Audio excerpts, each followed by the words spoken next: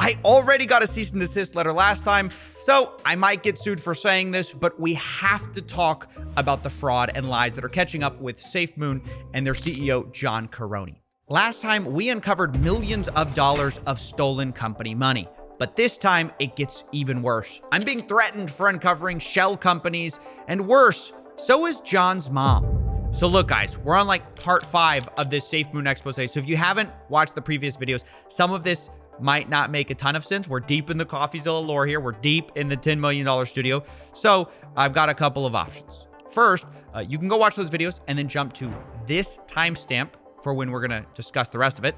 Or I can give you a super quick recap. The summary is that Safemoon is a formerly billion-dollar cryptocurrency which promised to take their investors safely to the moon. In a move that surprised no one, they then defrauded those investors by stealing unstealable funds. Turns out that the money that was supposed to be like locked up automatically wasn't locked up automatically. And despite this, somehow Safemoon still maintains a pretty cult-like fan base called the Safemoon Army by promising pretty much everything from Gambian wind farms to nanotechnology and delivering on absolutely none of it. I mean, to understand the absolute horror of being a Safemoon investor, just picture, your dad, right? He promises you everything one Christmas, promises you the whole Walmart catalog, the little kid-sized Jeep that actually drives, all of it. And then the time comes and you get nothing, and he steals your grandma's card with $100 in it. That's what it's like being invested in Safemoon last year. Except instead of just one dad, there are several dads in the Safemoon history which have promised things and then stolen the money. But these days, there's really only one dad worth talking about who hasn't gone out for cigarettes yet. Okay, maybe this dad analogy's gone a bit too far, but the point is that man, well, who's actually not a dad, incidentally, is John Caroni, the CEO, current CEO. John was basically broke before Safemoon. Now, I don't mean that disparagingly. I mean it as a matter of record. He admits to living in a trailer on Instagram, saying that he was like living a van life or something. Now, what's funny about this is his own brother responded to it that it wasn't so much van life as it was John mooching off his parents for free utilities. I don't know what you want to call that. Are we calling this living at home with extra steps or van life? It's up to you. Either way, John hit it big when he got attached to Safemoon. He quickly became a multi-millionaire after he stole money which was supposed to be for investors, which we all discovered accidentally because of a wiener dog NFT that John posted to Instagram to show off. We here at Coffeezilla call that Wienergate. And unfortunately, it's too hard to talk about here today. You can go watch a video about that here. But either way, this proved that John had millions of dollars of crypto that he shouldn't, right? Because the whole idea was we're locking the money away. We're not going to touch it for like 4 years or something. It turns out, of course, they did. But it got me thinking. Once we found this, I wanted to know, where did this money go? Where's he putting all this crypto, right? He doesn't keep it all in crypto. And that's what we're going to find out today. Now, one last piece of context that I do think is important. Most of the people who formerly worked with John Caroni told me the same thing, basically. He's terrible to work with and quite ruthless, as you'll see in these recordings. There's like no substance of a human there anymore. He's just a fucking dick. He's just a John's a fucking monster and does not care about his employees whatsoever. This is going to sound really up, and I apologize in advance. The only time I like John is when he's depressed. Now, again, I don't mean that to show him disparagingly. I just think it's important context because the Safemoon Army still believes that John is basically their savior. He's the good guy in their eyes, and everyone else is bad because of John. That really is their narrative. But it's a narrative that starts falling apart when you realize the pattern of behavior with everyone. It's like that one friend you have that always has problems with other people, right? They always have drama with everyone, and they blame it on everyone but themselves. And at some point, you always think like, well, maybe there's a common denominator here.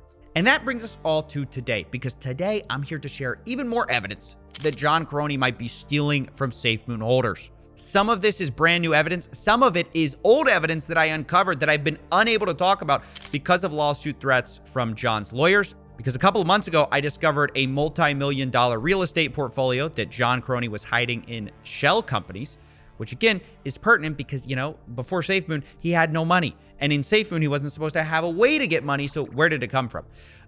So obviously, you know what I think. But the point is, when I went to uncover this information, John's lawyers, they sent me a cease and desist, said, hey, we're going to sue you if you leak this information. And the thing is, I had already done so much on them that I knew that somehow this information would come out. Like, they're really bad at hiding things. So I decided, look, I'm just going to hang back. I'm just going to wait. I know this is going to leak eventually. And turns out I was right. It did, just not in the way I expected. Because the leaker of the information wasn't some disgruntled employee. It was John Caroni accidentally leaking the information public when he sued his own mother. Yes, you heard that right. John Caroni is suing his own mother for embezzlement. If you don't believe me, here's the lawsuit right here, which I got by paying $3 on Pacer.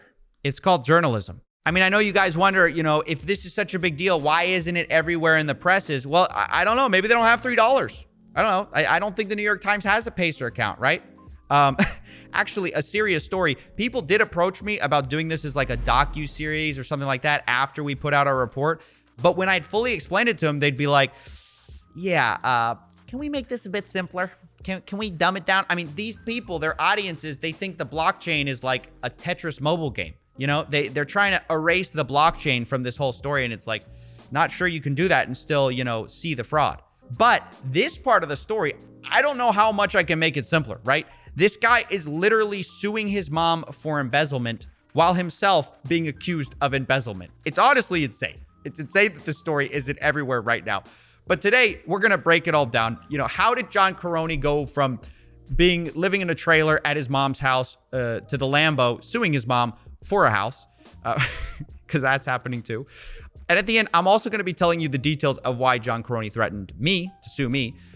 Innocent me. I know it's hard to believe. Because honestly, it's entirely possible that me and Mrs. Caroni could be taking the stand together against John. I know it sounds funny. It sounds crazy. It's a possibility. I could be setting up a GoFundMe for me and her legal fees very soon. It could be happening. So thank you for pumping the stock. Thank you for supporting the channel. You guys all make it all possible. But without further ado, let's get into this lawsuit.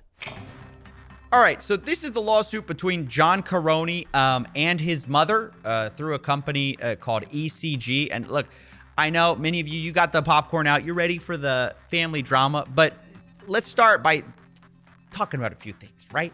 First of all, I need to say, I'm not airing out John Caroni's family problems. This is a public court case. Anyone has access to it. Like I said, a few bucks. So I cannot stress enough that John chose to air out all this information. Like they're the ones writing the documents with the lawyers or whatever. They put it out publicly, okay? First. Secondly, and this is also extremely important. On the one hand, I do find it funny that John is suing his mother for embezzlement because, he's also being accused of embezzlement, and his plan, I guess, to fight that is like, oh, instead of addressing the accusations, let's just accuse my mom of embezzlement. That's a classic excuse. We'll see how that plays out for him, right? So yes, I find all of that funny, but that's not why we're doing it. Because it turns out this lawsuit is also incredibly helpful for unraveling the entire Safemoon story. There's a lot of lies in here that start falling apart when you see it. Because as you'll find out, Jennifer Caroni, John's mom, absolutely torches him in this lawsuit. I mean, it might as well be addressed to Coffeezilla the way some of this stuff is written. I think she knew, like, some of it, the way it was, like, put in the lawsuit. I think it was her way of, exposing him. Because I didn't think she needed to put it in. And then I think it was like, I brought you into this world. I'm going to take you out. So as we go through this lawsuit, though, I'm going to be bringing this all back to how this relates to Safemoon. Because, again, that's why we're talking about it. That's the bigger picture here. Now, the details of how this lawsuit came about, as I said, Safemoon from the early days, they promised a lot, right? Gambian wind farms, nanotechnology, the list went on, which all started when John starts talking about all these, code name projects. He starts talking about Dark Moon, Area 32, Operation Phoenix. Operation Phoenix is a little bit of a journey, but it's mainly a bunch of different complex things coming together to create an evolution. But in reality, this lawsuit shows that he wasn't pioneering much as he was piggybacking off of his parents' achievements. The following is from the signed declaration of Jennifer Caroni. John's parents are apparently extremely involved in the Gambia and have been for some time. they, quote, began establishing valuable government and business relations, which resulted in them having valuable relationships, invitations, approvals, and licenses to do business in the Gambia. The point is they had connections, and John wanted to use them.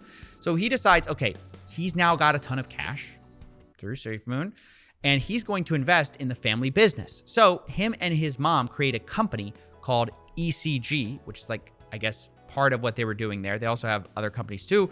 It's called the Emanations Communications Group, which is a terrible name, whatever. We're calling it ECG. The big point is this: John is joining mom and getting 33.3% of profits for future sales of some antenna technology. Doesn't really matter.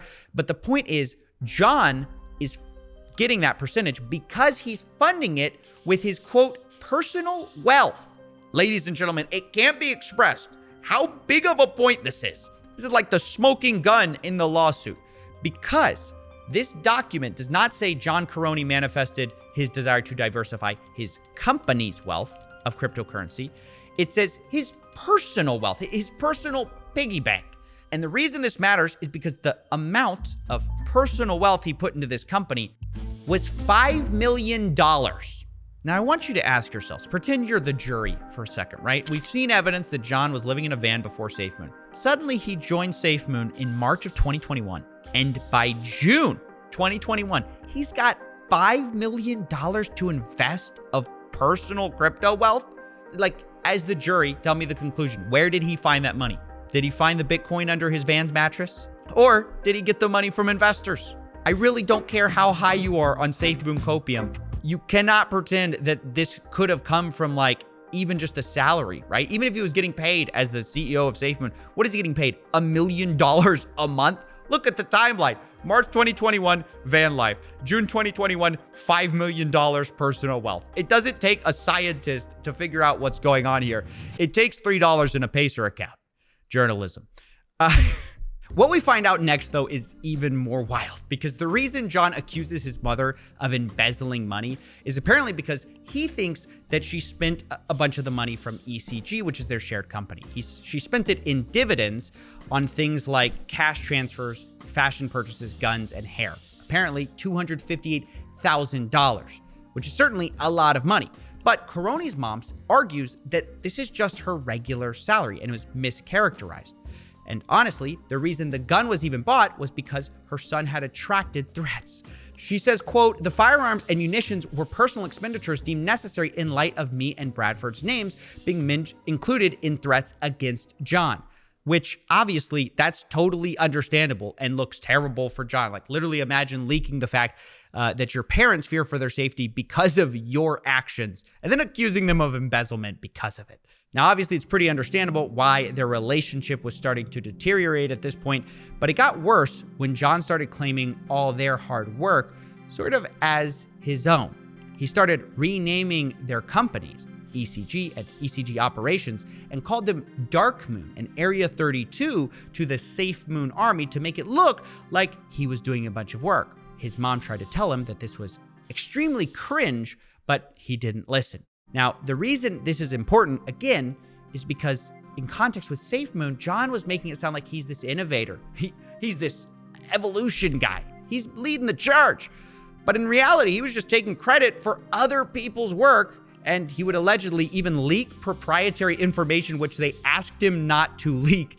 And it just led to more of a rift between them.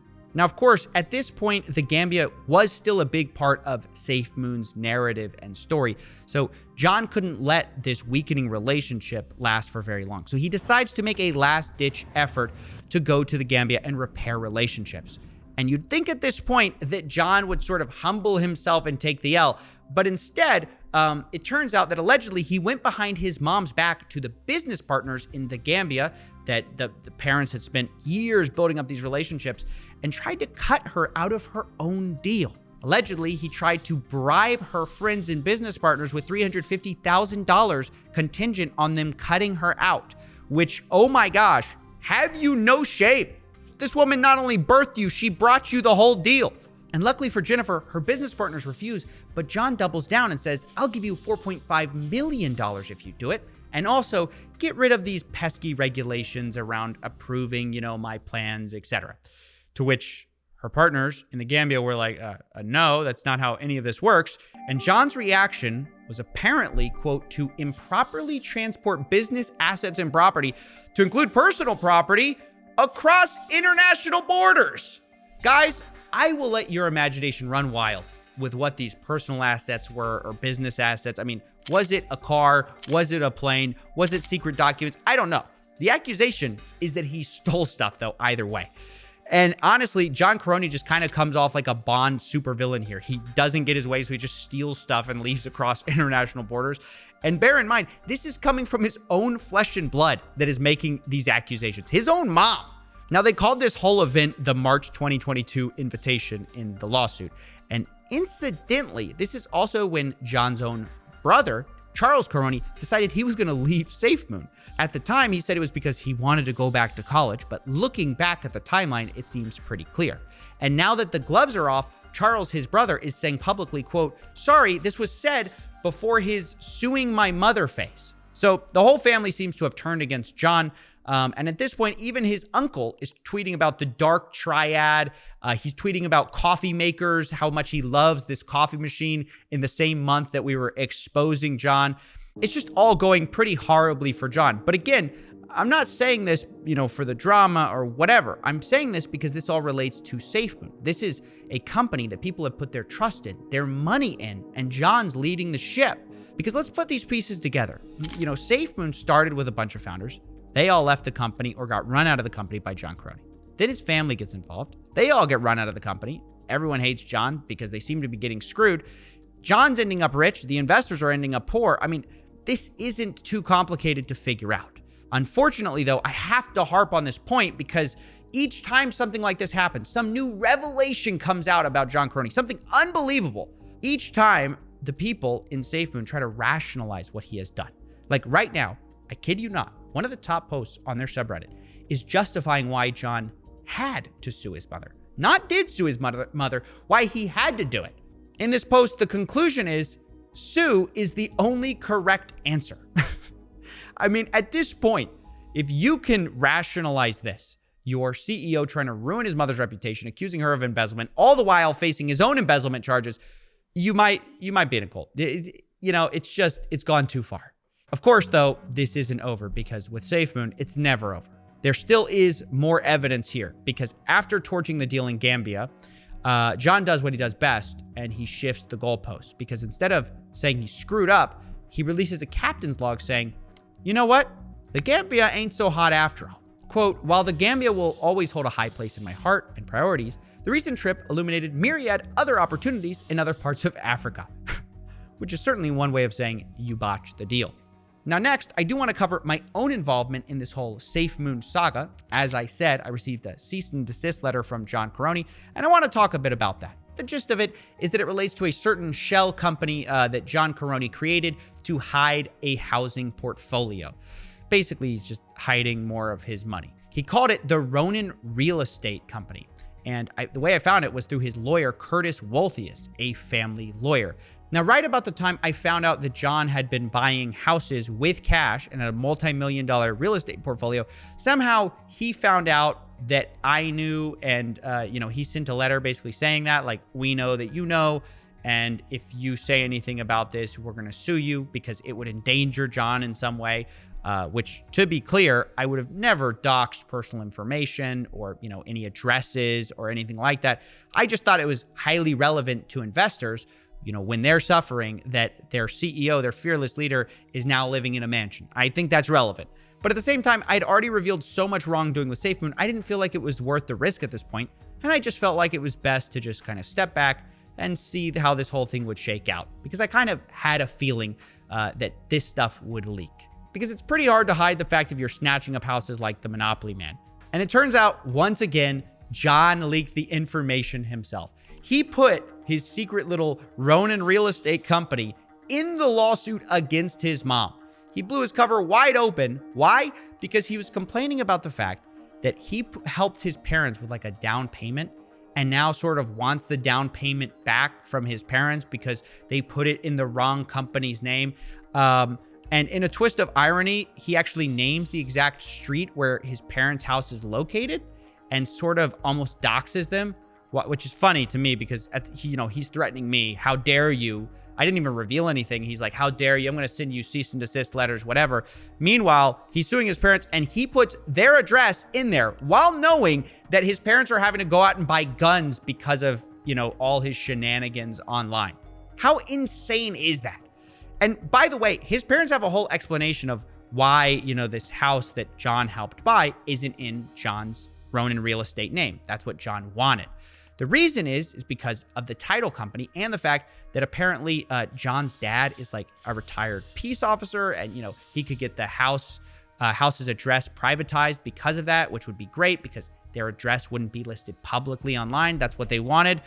John, of course, goes up and blows this up by putting their street name in the lawsuit. But either way, it's just kind of a mess. Now, again, how does this relate to Safemoon, though, of course? Well, it turns out while leaking his secret shell company, John's mother also revealed the fact that John was using his personal wealth to buy these houses. Again, this is a multi-million-dollar real estate portfolio, so where did he get all this money, all this personal wealth? She says in a sworn statement, all this funding was understood to be John's own personal wealth. Guys, it's unequivocal. That means that all these houses that John has in his name is his personal houses. So ladies and gentlemen, once again, we find that John's rich, provably, his own mother's saying it, and his investors are poor. That is the legacy of Safemoon. And yet, unbelievably, once again, the investors still aren't getting it. And, honestly, when I first exposed Safemoon for millions stolen, the Safemoon army told me, that's old fun. When I exposed Ben Phillips for millions stolen from him, they told me, oh, that's the old team. When I exposed Papa on a phone call, they told me, oh, well, he's just a bad apple. When I started exposing John is when they freaked out and they go, no, he's not bad. He's the good guy in this whole thing. I exposed $100 million stolen. They said, you finally made a mistake. Only $6.3 million was stolen, which, to be fair, they were right. It wasn't $100 million. It was $6.3 million. I'm just not sure that's the win that they think it is. The fact that any money was stolen is sort of the problem. And my overall point is, if you can believe that, the old team was corrupt, if you can believe that money has been stolen, what is so difficult? What is the logical leap that's so impossible about maybe the current CEO is bad too? I just don't really understand it. Because people are fighting for this guy like they're John's mom. Meanwhile, John's own mom is getting sued and she doesn't even like him. I don't get it. I've never seen anything like this. I'm not saying his parents are perfect, right? I have no idea. I don't know them. They could be involved in this whole thing. I don't know. I'm not accusing them. I literally do not know. But the point is that all the red flags point at one guy and everyone's ignoring that. It's all points at John Caroni. And at this point, I'm not sure whether it matters if you guys believe me or not, because I think in the end, this man has proven that he will self-sabotage himself regardless of what I do or say. But I just want to expose this stuff before it all goes to zero, because sure, he leaked the $1 million house. He leaked the Wiener Dog NFT. He leaked the $5 million. He leaked his parents' street address. He will eventually leak it. But the question is, are you guys going to wake up before or after this whole thing goes to zero, right? And I know some of you are going to say, oh, look, the people who are still invested, they're never going to listen at this point. But I do think you're right that most won't listen, but there are people on the margins that you can still help. And those are the people that I'm talking to. Those are the people I'm trying to reach right now. So if you've been on the fence about this stuff and you've never seen the whole picture of John Caroni, the CEO of Safemoon, now you have. For those of you who are just here for the entertainment, I hope you enjoy. I love doing these deep dives, and Safemoon has been one of our longest running investigations. One of the most painful ones too, honestly, because it's so frustrating trying to convince people of this stuff, despite all the evidence. But either way, I can't help but do it. I just love these deep dives, and it's thanks to you that I get to do them. So anyways, pump the stock. That's basically it, and I will see you in the next one.